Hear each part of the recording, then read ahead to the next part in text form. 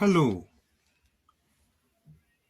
I trust that you are faring well from wherever you are watching this video or following us. How many times do you normally refuse to listen to pieces of advice that probably are being conveyed to you through either friends, workmates, or various technocrats within your territory? Or if maybe you are a father, do you listen to pieces or opinions from your children? And if you are a CEO or a director from any either of the institutions, how many times do you pay attention to your juniors' opinions? And if you are a president of a nation, do you at times sit down and listen to the divergent opinion from various technocrats or advisors that maybe you are having within your territory, or from various institutions, basically, or probably the clergy, the judiciary, any of them? Do you listen?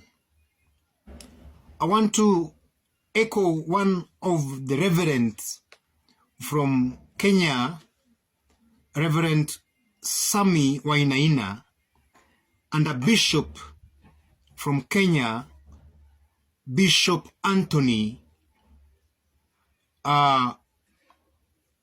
Muheria.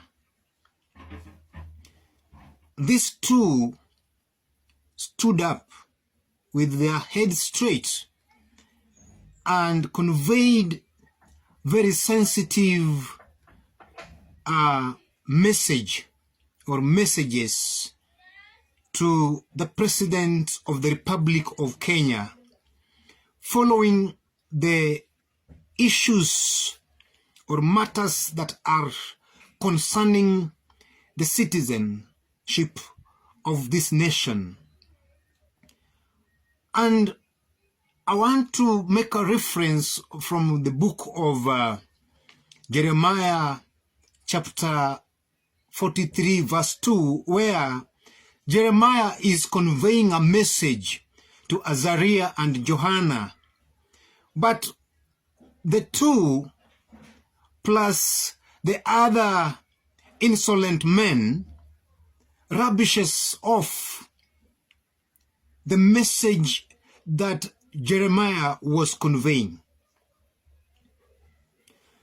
So, and you know, by not listening, because they felt that whatever their opinion was to stand, and no any other person could advise, not knowing that probably or could be these people that are passing these pieces of advices to you are from some message from God.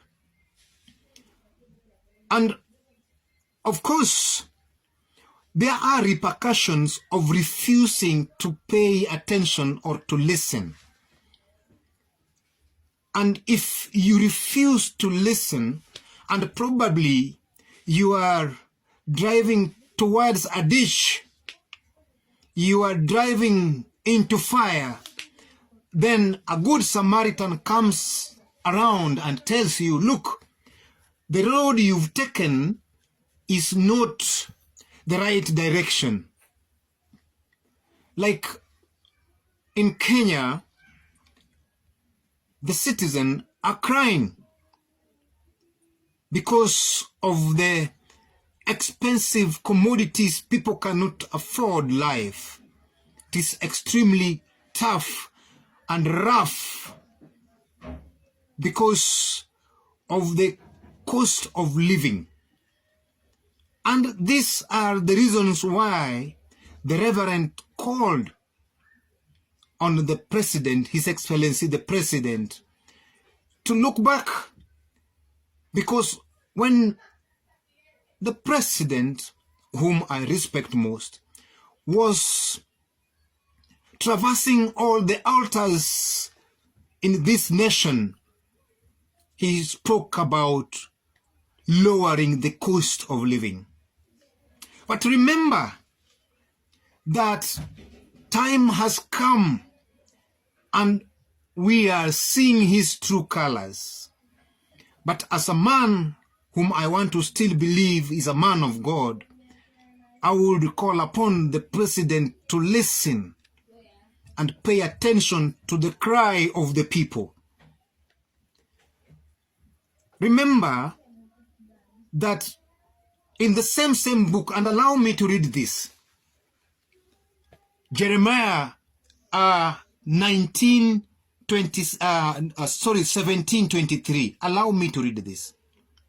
Yet they did not listen or incline their ears, but stiffened their neck, that they might not hear and receive instructions. At times it is good to receive instructions. However much the instruction could be different or could vary from your own portfolio that you're holding. But it is good to look back.